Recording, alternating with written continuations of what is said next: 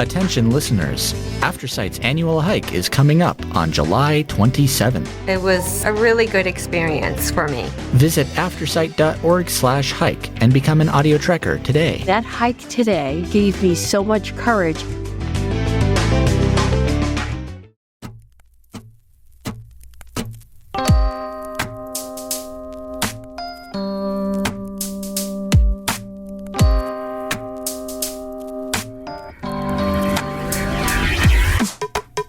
Welcome to Blind Level Tech. This isn't just accessible tech talk. This is technology on a whole new level. We're showing you just how possible it is to live the life you want. All right, welcome to Blind Level Tech. I am your host, Devin Starnes, and I really hope everybody had a wonderful weekend and is, staying warm or cool or whatever it might be. But anyway, joining me today is, of course, my co-host, Kelvin. Hey, it's so good to see you, even though I can't see you. It's another beautiful day in the neighborhood. And I'm so excited about today's guest because she's a dear friend of mine. So, Evan, kind of tell us a little bit about our guest and who we got today. Heck yeah. So we're joined by Kelly. I'm probably going to butcher your last name, Loden? Loden? Lovett. Like Lyle, but not. Oh, okay. But no relation.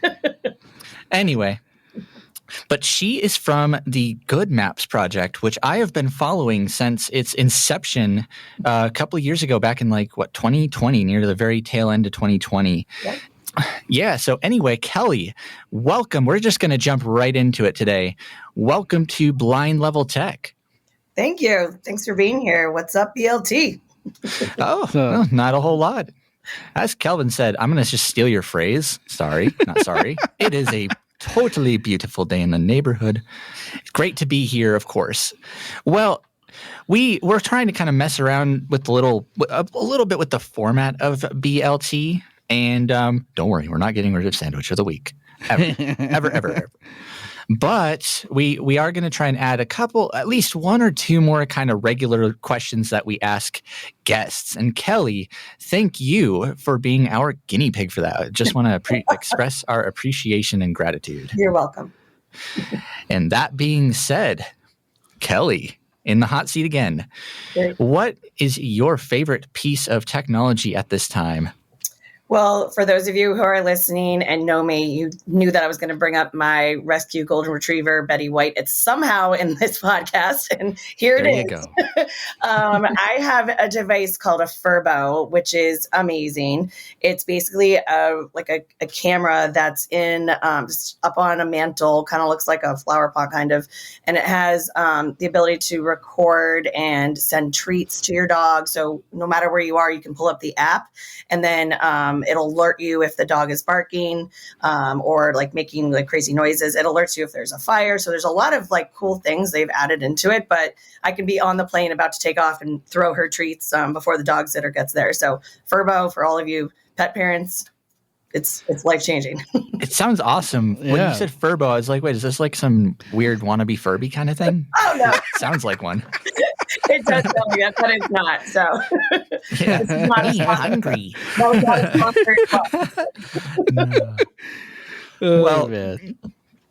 Well, Kelly, you've been with the Goodmaps project. Well, I'm not sure how long. Well, how long have you been with the Goodmaps project? Let's start with that first. So great. So I've been with Goodmaps for almost a year now, but I've been in the assistive tech arena for about 7-8 years. Oh, nice. Let's put me into how we know each other, because here's the thing is, she came out of the blue and blindsided me and saying, no hey, fun intended. Yeah, totally. And when you first came to work for Ira, and what was great was you were like, Calvin, you're so cool. I want you to do that. I'm like, okay, all right, I guess. And so. Yeah, so tell us what is your experience in the visually impaired community and how you've been in the AT space for as long as you've been in, and it's pretty incredible what you have accomplished and seeing where you come from. So Awesome. Thank you. Great question. So I've been in the tech, biotech, healthcare, tech arena my entire career. I started in the .com era back in Boston. For those of you who don't know what that means, it means a tech company in the 2000s. We'll leave it at that. But after that run, I ended up working in healthcare out here as a medical rep for a company called Medline, working with physician offices. And then I was actually referred to IRA in 2016 by a good friend and was connected to Kevin Phelan. And it was the worlds were, this is why you're always nice to everybody, right? Because Kevin ended up founding a few companies with my former CEO from the .com. And it was a great connection. I have a family member who has a degenerative eye disease in one eye, but does not identify with the blindness community. So working with blind, low vision folks was completely new to me. Ira brought me on right after Series B. Myself and Marty Watts got hired about the same time. And I was really new to the space, but I had some incredible mentors. I got to work with Paul Schrader and Greg Stilson and Troy Attilio. I mean, it was literally the meeting of the minds, and not only learned about the tech itself, but what it means to be blind, what the community means, what is the etiquette. I mean, what's the history? There's just so much to learn. And I'm a sponge, as you know, Calvin. I love learning. I love asking lots of questions like you both do. That's why you're running a podcast. Yeah. And it's just led me to continue my passion for wanting to, help, not just have a job to have a job and get a paycheck, but really everything you do from day to day can make a direct impact on someone's life. And I stayed with Ira for a bit, and then I followed Suman Kanaganti, to the founder of Ira, to Personal AI, and we were solving for memory loss and a way to preserve, maintain someone's memories and history. So I was there for a few years, and then ended up at Goodmaps. I'd been talking just like you, watching Goodmaps since 2019, 2020, and they brought me on to head up our business development in North America. And what's interesting now about Goodmaps is when I joined, we were launching our new release. So we were solving for blind and low vision, indoor, accessible navigation. We have a patent on it. We're the only one that's, fully inclusive, which is super exciting. But what happened was we started APH as our amazing parent company, and we work closely with that group. And Goodmaps was originally founded to be an accessibility tool for the blind, low vision when it came to indoor wayfinding, right? And then over the years, it started developing our partner locations. So the universities, the airports, some museums are saying, well, if you can help solve for that community, is there a way to be even more inclusive?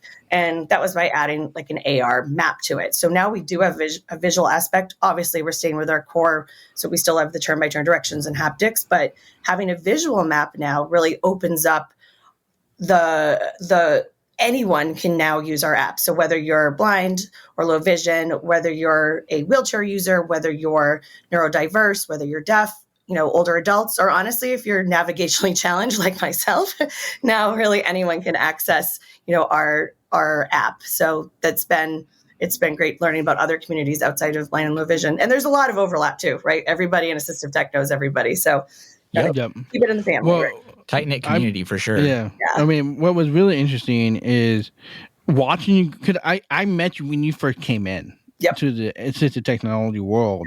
And when you came into Ira, high energy, and I was like, man, this lady, she's awesome, but high energy. I'm like, man, trying to keep up with her was it wasn't gonna happen.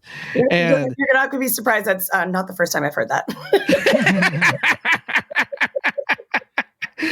and so what was cool is to watch you grow. And then I learned that you were Goodmaps, and I'm like, this is awesome, because I think this is where you're going to shine even more. And from what we've talked off the air, where I'm excited for you to talk more about it, but how you really took in that, and then in Goodmaps, what you're doing now. And just to clarify for everybody what Goodmaps is, Goodmaps is a not necessarily, it's not a GPS. It is a navigation, indoor navigation and outdoor navigation, using other technology other than GPS. And so that is the key thing to understand. This is cutting edge technology in the way we navigate as visually impaired individuals, as well people with other disabilities, as we're learning today. Yes, actually. And I actually really, first of all, just to make it super clear for everybody, I want to just start with a little bit of trivia first. Ooh. Goodmaps, well, not a trivia question, but Goodmaps actually is kind of the second navigation app that APH has put out that's been really good.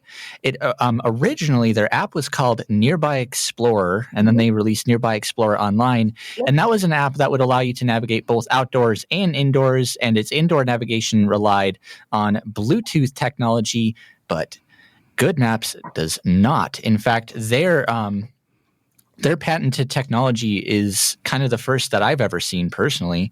Super innovative, and rather than using Bluetooth beacons, they actually use LIDAR primarily to do all of their mapping, and it's really kind of cool. So. Yeah, let's go ahead and kind of transition over to that. I get asked that a lot of times, like, what is LIDAR to, I use LIDAR every day, and there's a lot of people in between. So it's incredible. We're using, handheld LIDAR. So there used to be kind of like Ghostbuster with a big backpack, and our surveyors would go in and scan a place with this huge bag on their back. Now it's got down to the size of I like to describe it as, the controversial Stanley coffee water mugs that people have that are getting Target about. So it's about the size of that. So a handheld LIDAR, it's about 12 inches long and like 3-4 inches wide. And it's literally, it just holds in one hand. So with the surveyors, let me back it up. When a venue decides they want to be part of our network, so we'll use Portland Airport, for example, we then send out a surveyor team. So the surveyors go and they walk the entire length of the airport from door to door. So what they're doing is capturing the images around them through that handheld LIDAR. So it's capturing images to the left of them about 30 feet, to the right of them about 30 feet, and above them about 30 feet.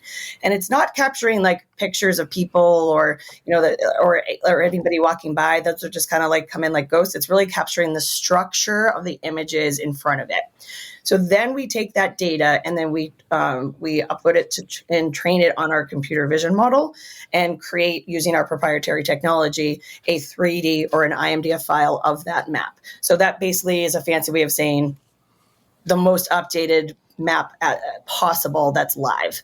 Mm-hmm. Then on the back end, with the app, we're uploading those into there. So when you talk about beacons and GPS and all of that, we're using what's called camera-based positioning, or CPS. So long story short, when a user, a passenger gets to Portland Airport, they're holding up their smartphone, opening up the Goodmaps app for free for them. There's no subscriptions or anything like that.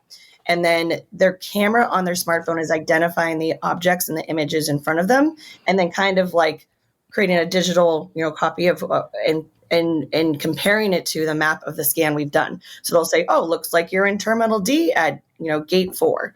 Then you'll search through the phone of where you want to go. So you want to do family restroom, Starbucks, and then to rideshare. You can put each of those points of interest and it'll tell you how far away everything is. You can do step-free routing. So, someone who has a wheelchair or a parent with a stroller, or large luggage, and you don't want to take the stairs or escalator, it'll provide you the step-free routing. Someone who's deaf or neurodiverse or illiterate can actually, instead of reading the directions, can follow an arrow, which will provide them turn-by-turn directions. So, we basically scan the place, create the map, and then the end user can access it, inclusively. Absolutely. What's really interesting is watching Goodmaps develop to this point, because prior it was a crowdsourced type of a deal early on, and using computer vision and some of those other things. But then it started moving towards the LIDAR, and and I know, Kelly, you remember the Smart Guider that I was working on? It had very similar stuff that we were doing, but it was all done within my machine rather than doing it through other ways. And what was interesting to see, I got to do a mapped out place at CSUN this year. Yes, you did. And really get to have this experience. It was pretty cool.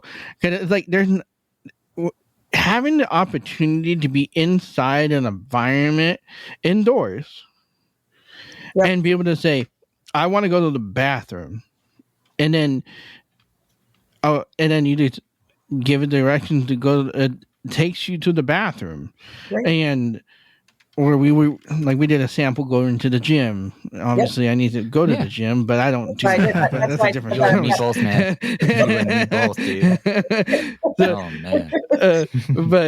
But what's really cool though is being able to have that ability to be able to say, yeah, I got this, and to know that I can do the different navigations and do different things to be able to do that. And Evan, can you kind of guide us through the process of kind of, for you, when you think about Goodmaps, like, what are you thinking Goodmaps could do for you as an individual with a visual impairment? Oh my gosh, I'm so glad you asked, because I think, honestly, very surprisingly, the very first thing that came to mind, use case wise, is shopping malls. Yes, because absolutely. Oh man, I love going to shopping malls on a day, just like spending the entire day there and browsing. Some people can't stand it, but I'm not one of them. Whenever I go to places like that, I am not the type of person that enjoys. I don't feel comfortable asking other strangers for help, and I don't always want to bring a friend along. Sometimes I just want to go by my lonesome, and chill out. And this honestly could be monumental. If I wanted to look for, well, this is BLT. If I wanted to look for the Apple store at Flatirons Crossing Mall, where it's kind of in my neck of the woods, it'd be kind of cool. And you said step-free routing, so I assume too this takes not only stairs but other things like elevators and escalators into account as well. Correct. So step-free would be no stairs, no escalator. Yeah. Ah, right on. And that could be seriously incredible. And also just for mapping out unfamiliar locations. Schools, for instance, it took, I remember being in middle and high school, and I used to have to go into school a few weeks early just to learn where my classes were and to really mentally map the place out. And I could really see this as a good way to do some exploratory discovery. I'm trying to be, I don't want to say structured discovery here, but yeah, I should. No, I love that, Evan, and I should say, and Kelvin's heard me say this before. Goodmaps, we're not trying to replace any of the trainings, tools, tricks that you've already you already have in your tool belt. We're not the new white cane or the new smart CK. We're not the new guide dog, nor are we trying to be. We're really looking at like you mentioned, both malls, schools, airports, as I had said, transit, to leave the decision up to the visitor of that venue. Do you want a sighted guide to go around the mall? Go for it. But like you mentioned, you want an independent way to kind of go at your own pace and do your own thing and have your own agenda. If there's other apps out there too, but they're not all fully accessible. So the mall's a great example. I think there is anxiety, sighted or not, coming back after COVID of where do I go? I haven't been to a mall in a while. Where am I going to start? How far is it going to take me to get from one into the other? I mean, there's some malls here that are massive, right? Oh yeah. Really, literally airport sized, crazy. So those are, we are having those conversations with those groups to provide that. And again, we're letting them know, don't take away the sighted guide option, just have another option, there. Or I like to take Jeff Whistle from Disability and the CAO there. He always says, or another club and the golf bag. And I love that. Yeah, I know. I have to give him credit, though, that I did not come up with that. I usually use tool in the toolbox. That's when we talk about any of these really awesome new innovations on BLT, that's something we always remind people, because I'm sure the thought often is, this is going to make it so my mental mapping goes kaputs. Right. Yeah, and not what the we case. work with a lot of the schools for the blind. So, like at CSB, for example, and Perkins, they'll do a route, with using Goodmaps and one without. So, I think that's a great way to show a student, or anyone that ultimately technology could fail. So, you're going to use your own, trainings and skill set, and decision making on your own, and not rely on a map. I mean, that's what we have to do with any like navigation or any app out there in general. So. Absolutely. Well, I mean, I think that's where I think as visually impaired individuals, we have to remember, and it's kind of my philosophy is that technology is awesome, Right. but you got to be able to also navigate the natural. Yes. And if you can't navigate the technology, if it fails, you're screwed. And that's it. Like there is no more hope for you there. Right. And so this is where I think why I like Goodmaps so much, because it actually enhances your natural ability to navigate the world. And when you're using Goodmaps, yes, it's saying turn left, turn right, slightly to the right or slightly to the left, but it's not telling you, oh, go to use your cane to the right, or it's not Keep walking straight. Oh my gosh, it's not doing what. So what it's doing, it's giving you just enough so that way you are still naturally able to navigate the environment. And if you can't navigate the environment visually impaired with your already existing cane or guide dog, then don't use Goodmaps yet. Yeah, don't use Goodmaps. You get your cane skills, get your guide dog skills, and up first. Exactly, and then take Goodmaps, because you'll see it change your life and give you a lot of freedom. Absolutely. And so, can I ask you this, Kelly? Sure. So, where is Goodmaps starting to get placed? Because honestly, it's not everywhere yet. Not even. Can you kind of tell us a little bit about that? Not everywhere yet. So our big focus is airports and transit. We in the U.S. we're in pilot with both the BART and Sound Transit up in Seattle. And for airports, Louisville, which is where HQ is. We're right up the street from APH. That was our first airport that we launched, and then PDX out in Portland has been the big large one. Soon to be Austin. We're almost at the finish line there, so we'll have a big splash. At South by Southwest next year, which will be great. And there's several other airports that we met with actually last week at American Association of Airport Executives. So there's been a lot of interest to bring, Goodmaps nationwide. I mean, right now we're in 8 different countries. We have like hundreds of locations, and I think between museums, universities, some employers are starting to bring on as accommodations and a recruitment tool too, right? To say I have this accessibility tool. Yeah, there you go. Accessible option. If you want to come in for an interview, this is how you get there. So there's a lot of different things that people are doing with it. And when you mention universities, that's a huge target of ours. I mean, Michigan State University was like our pioneer. They were on the original app just for the blind. They have a large population of both students and faculty who are blind. And they have another population of deaf students who are and faculty. And they also have deafblind. So they were one of the schools that really pushed, can you add the AR and add other features so that we can open this up to our entire campus. And they started with a couple of buildings, and now I think they're like about 20 buildings.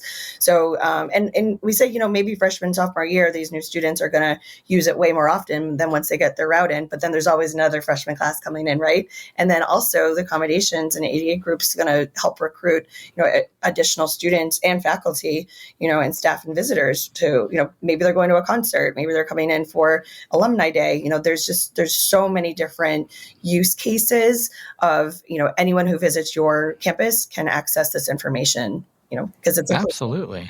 Yeah. Well, let's take, you brought up airports, and of course, DIA, in my case, immediately came to mind because it is a massive airport. In fact, I think it's the biggest in the country. It is. One of. So, can you give us maybe like an estimate of like how long it would take for somebody to go with their handheld LIDAR and map out at least like the entire, not any of like the, not any rooms or anything, but just the entire general area of that entire airport, like the floors and everything? Right. No, it depends on the complexity of the scan. And when you're talking about, I think Denver Airport's 3 million square feet. I could be a little off, but sounds about right. Yeah, they're the top three, airports for sure, in terms of size, and passengers coming through. And we've met with them, so we'll get there. I promise you. There's it depends on the level, like how many floors there are, how many different gates and terminals and all of that. But the PDX airport, which is probably about half the size of there, they have a new terminal coming, so they're getting more competitive with Denver. But it's about a day, so like maybe it's like 6 to 7 hours for PDX, so maybe about eight hours for them to walk up and down, and then it takes about for them to upload the data and create the map itself. You're looking at about 2 to 4 weeks, just depending on how much other maps are, being created in the pipeline. And then there's about a month of, QA and getting the map like up and running. Then we do a bit, and you will all be invited when we get Denver and San Diego. We do a big launch. We invite the mayor, we invite, all the media, all the different communities. We do focus groups, coffee talks, and then do a big press event and really want the community to know that this app is available. And then it doesn't end there, right? We continue to work almost every airport in the country has an ADA committee who are constantly testing new tech and new things that are being introduced to the airport. So getting their feedback, 3 months, 6 months, 12 months out is like super important. And what other, not just feedback, but what other features do you want to see? What features aren't you using that maybe we don't need and can add, enhance other ones. So that type of stuff, we're really, really connected to the community, and not just our blind low vision employees, but, we have a lot of ADA committee groups that we're constantly working with. So. Absolutely. And you actually gave me a great segue into my next question. Okay. What are you hoping to see from Goodmaps here within the next year or so? That's a great question. Technically, I'm really excited for our offline capabilities. So being from Boston, there's certain subways where you're underneath the ground and your phone doesn't work. So no Wi-Fi, no cellular. So you're not calling your mom and you're not calling an Uber. Like nothing works. You'll be able, once offline is released in the next, this fall, you'll be able to hold up your phone, go to the Goodmaps app, and the camera is still going to work, and it'll still be able to let you know where you are, even though there's no Wi-Fi or no cellular. I think take a load off your battery too. Yes. So that's going to be a game changer, especially with some of the schools that have like older, like Perkins has an underground tunnel. Like there's a lot of complex buildings, steel reinforced, any of that. Yeah. Exactly. So even though it still works, and like maybe like 99% of the time, there are going to be use cases where you're somewhere where you don't have access to data and you'll be able to use Goodmaps. So technically, that's what I'm most excited about. I think from a launch, I think our product launch is coming up soon too, and we'll keep you guys posted. We'll be adding additional features to our product suite. I can give a teaser. For example, there'll be a web SDK where an airport can actually have the web SDK like in their kiosks and on their website and things like that. So you'll be able to right now, you can pull up the map. So Anaheim Marriott, for example, Kelvin mentioned CSUN. You can go to Anaheim Marriott and look at the lobby and see the different spots, but you'll be able to pre-route before you go. So be able to like pull up the map and then say, how much time is it going to take me to get from A to B to C, at this airport, at this transit. So I think those are like the big features I'm most excited about. And I think as a company, we have a new CEO, Teresa Reno Weber is she's been our president for years. She just stepped in the past few weeks as our new CEO. And I think having a female-led business is just, especially in the startup and especially in tech, is just super motivating and super exciting. And we're really moving forward and excited about the next few years. Yeah, that is wonderful. So really, what I love what's going on with Goodmaps is it's really innovating at a faster rate, because what you guys are doing is not easy to get people to buy into. And I mean, it's one of the hurdles that I ran into when I was building the smart guide is getting people to buy in on the technology. and you guys are cracking that code slowly. And with your experience working with Ira, because they have the similar things, I mean, Right. it's just nice, smooth transition, and it's amazing to see how it's starting to grow more and more. And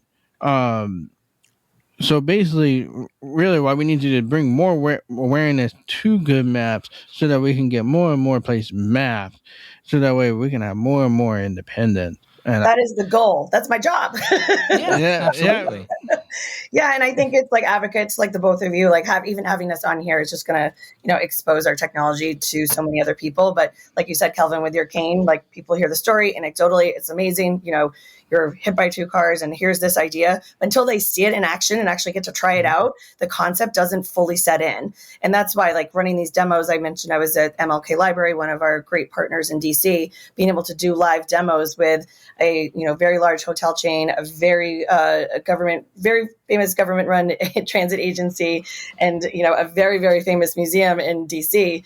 All three of those groups had that aha moment. It went off in their head. Wow, anyone can use this, but now I understand why it was built and how inclusive it is. So I think that whether you're a tech person or you're a PR person or you're in product or you're in nonprofit, I think it's just once you see it in action, you literally, the light bulb goes off and the hamster starts turning the wheel. So exactly. Absolutely.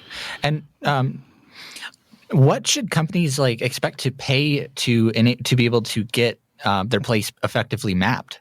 That's a great question, and I'm not afraid to answer it. So Awesome. it's going to vary by the complication of how hard it is to map out their place, their venue, right? So if it's multiple buildings, multiple stories, all of that, but it's all about a square footage based pricing plan. And then there's an annual subscription license that they'll pay each time after that. Like I mentioned, the end user doesn't have a subscription; it's free to the end user. So the venue is the one actually providing the partnership. So a 100,000 square foot venue is paying about $8,000 a year for the subscription. And if they do multi-year deals, that goes down. And then if they add another terminal, the square footage goes up, then the cost per square footage goes down. So it's not just like an exact formula of this. There's a few variables. So they'll pay a one-time mapping fee, which is usually around the same cost as the annual license. And then the next year after that, they'll just pay that 8,000 in that 100,000 square foot example. Absolutely. Yeah. Well, a few minutes ago, you had actually brought up the concept of subways, and we don't have subways here, so it actually makes me think of the restaurant, which actually brings us to The sandwich of the week. Kelly. I'm gonna put you first here. What is your sandwich of the week? So I love sandwiches. I'm big on getting wraps, but this week, one of my neighbors encouraged me to go try a sandwich at a place called Mr. Frosty's, which is known for its soft serve ice cream. I didn't even know they had sandwiches. So best deal in town. It's located on Garnett in Pacific Beach. So for $12.50, you can get a soft drink or a bottle of water, a sandwich, a full-size sandwich, or chips or a soft serve ice cream for $12.50. That's insane. Goodness. So we went on his golf cart the other day and I got a turkey sub. They put hot peppers on it for me. It was amazing. I do no lettuce on my sandwiches, so I do no greens, no pickles, no lettuce. What? Yep. See, you and me are alike. No vegetables for us. No, get that green stuff out of there. It makes the sandwich. Exactly. Reminds you when you had your sandwich in the locker for hours and your mom kept putting lettuce in and then the whole sandwich would be soggy. Anyway, that's the backstory. Nasty. But yeah, so for $12.50, you can get all that. And I asked if they had any hot sauce, and they brought me out 6 different kinds of hot sauce, even some of the Tabascos you can only get in Louisiana. And then I had a ghost pepper sauce with that. And I said, do you have any doggy treats for Miss Betty White? Second time I brought her up today. And they said, yeah, we have a treat. And they brought a mini cone with a mini little double of soft serve on top. So Aww. Mr. Frosty's, if you're ever in San Diego, it's right in between every single bar in all of Garnett. You can definitely stop by there. And that's hard to find in San Diego. It's a little pricey, right, Kelvin? Right? It's legit one of the best soft serve ice creams in San Diego. And sandwiches. Who knew? And I think they have burgers too. Really? Yeah. And, What? yeah. Well, we're gonna get way off track here. Let's just not stop. Let's just stop. But it's good. It's legit. So if you come to San Diego, you gotta get some good ice cream there. When you come to San Diego, we'll all go. Yeah, yeah. I actually am going to be going in June, so Oh, cool. Come on down. heck yeah. Yep. Awesome. Well, you So- mentioned burgers, so I'm actually going to do a burger this week. And last night, my friend graduated from college, and we went to celebrate at Chili's. And I got this really good burger. It was the Alex Santa Fe, and it had, all the delicious, juicy meat you could wish for, and stuff that you guys might not like. It had onions, avocado, lettuce, pickle, tomato. Actually, a lot of that stuff ended up falling off, so it was kind of.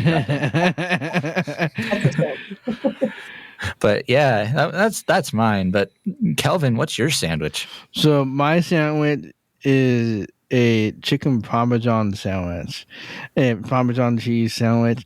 It's from Giovanni's, which is by my house, which is near Linda Vista Road and in that area. And I tell you, Giovanni's has been one of those hole-in-the-wall restaurants. And Kelly, you probably know about Giovanni's a little bit. Yes. And it is the most freshest Italian food you can get, but their Parmesan cheese sandwich is incredible. It's got all that sauce, melted too much cheese. There's not so much. There's no such thing as too much cheese. And that bread is just so perfect on that chicken with Love a it. toasted long piece of French bread. Oh man, it's good. I had it twice already this week. Oh my God. Yum.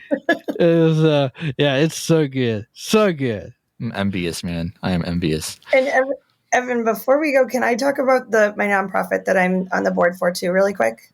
Do you Oh mind? my gosh, yes, you absolutely Sorry. can. We're having so much fun. Well, it's fun. too. No. Go ahead. So Plug your nonprofit. my good friend, Catherine Webster, who a lot of people listening probably have heard the name before, she's the first blind student to graduate from Harvard Business School. So she came up with, she accredits a lot of her success as a blind student and now, employee in finance to having two different types of mentors in her life. So one, having a blind mentor in finance and having two, a sighted mentor in finance. I always kind of compare it to in tech, I've always had a female mentor and a male mentor in tech to kind of help because everyone has the same common goal, but two different ways to get there, right? Yeah. So we're trying to here's corporate America going, DEI, we want to hire inclusion, and then only 1 in 4 blind college students actually graduates. 1 in 4. So we have a 75% dropout rate, and that's a lot of the time because of accommodations. And also the fear of going into the corporate world after, because who's going to want to hire me, right? So we want to get that stigma out of here and create opportunities, internships while the students are still in college and partner with corporate America in creating these mentorships and internships. So it's called TAD Foundation, Together Achieving Dreams. And our first cohort has 13 students. And we had a big gala in New York in January. And one of our students on stage got a job offer in the middle of the gala in marketing. It was awesome. So we do a lot of mentorship weekends, a lot of trainings, and it's really an opportunity for us to bridge the gap between corporate America and blind and low vision college students. So yeah, TAD Foundation, tadfoundation.org. Check us out. If you know a student you want to refer to us, we'd love to learn more. If you're interested in being a mentor, both of you are super tech savvy. We would love to have someone in tech as a mentor for our next incoming cohort too. So that's awesome. Incredible, man. Yeah. Well, Kelly, it has been an absolute pleasure having you on BLT today. Thank you. And is there anything you would like to leave our audience with before we wrap this episode up? I think just knowing that the assistive tech community we're all in it together, right? So it's not you work here and I work there and you use this tool and I use this tool. I mean, I think they all enhance each other. I think giving the option, not only to someone who's blind or low vision, but anyone with a disability to be independent their way, right? So if that means using a sighted guide, that means using a sighted guide. That means having a lit up cane, that means using a lit up cane. So I think the biggest takeaway for someone listening who doesn't have a disability or doesn't identify as having a disability, knowing that there are these other tools and tricks and things out there. And I think the community at large loves to educate others on what this is and what I'm using and how voiceover works. Like a lot of people don't even know what that is. So I think asking questions and always be learning and open to those conversations and knowing that we're all in this together and assistive tech is not going anywhere. It's definitely way on its way up. So absolutely. And Kelvin, is there anything that you would like to wrap up with? Like I always say, go live beyond your challenges. Indeed. With that being said, thank you all so much for joining us for yet another episode of Blind Level Tech. As a friendly reminder, if you have feedback or questions for us, you can always shoot an email to feedback@aftersight.org or call our feedback hotline at 720-712-8856. And lastly, our Audio Trekkers annual hike is coming up July 27th, and you can register and reserve a spot. Go to aftersight.org/hike and get your tickets. I'm super excited for that hike. It's always a good time. So yeah, it's going to be awesome. Up in Myers Gulch, I'm hoping to get like a beautiful weather day, no rain or any of that. So, well, if you want me to come to the hike, what do we have to do? You have to send in 10 questions that you want me to answer on BLT, right? Yeah. So if you want me to fly up, be a part of the hike, you guys need to send in 10 questions. And we both know that Jonathan can't stack the deck, so you got to send in your questions. Yes, you do. With that being said, I am your host, Evan Starnes. He's Kelvin Crosby. We'll catch y'all next week. Don't forget to plug in your device.